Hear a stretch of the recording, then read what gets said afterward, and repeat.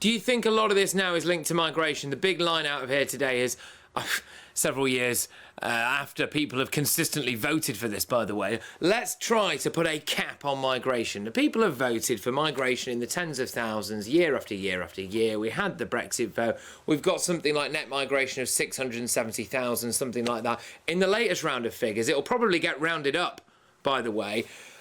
Do you think that a cap on migration is necessary, even if it means a short-term economic hit? First off, you need to get the right facts.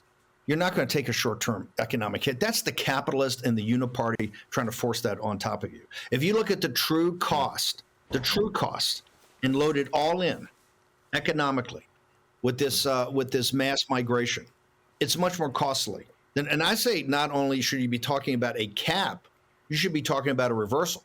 You should be talking about also deportation, a mass deportation program. That's what we're going to have in the United States. We're not going to tolerate the 9 million illegal alien invaders that have come in under this Biden regime. This is one of the big fights here. It's going to be a huge fight. We're going to have to do it. I said the other day on Tucker Carlson's show that what you saw in Ireland is coming to the United States at a much bigger scale. And the people in England have to understand, you either stand up today and say, look, we need to face this. There were mistakes made. We were lied to. The information was incorrect. The way they count crime is incorrect. The way they count the total cost of doing this is a lie. You need to get the facts. And people are going to have to stand up and say, this is important.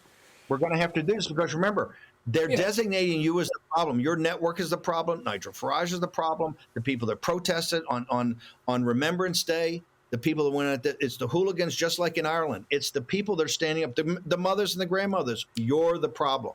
You're racist, you're xenophobic. And here's why it's not going to wash. People know in their own hearts, they're not bad people. They're not xenophobes. They're not nativist. They're not racist. What they want is their country to survive and go forward and thrive for their children and grandchildren, and to bequeath to those children and grandchildren the same nation that was bequeathed to them from time immemorial. This is as much about who came before us as what is ahead. And I got to tell you, I go long the British people because they're very kind, but they're very focused, and hey, they're plenty tough. And so I want to be on your side of the football. Well, it's a pleasure to have you here. If you are indeed, that's absolutely right. And you're right. You know, I thought Ireland was a tremendous example because we had an incredibly disturbing incident there that many people would argue was fueled by mass migration, etc.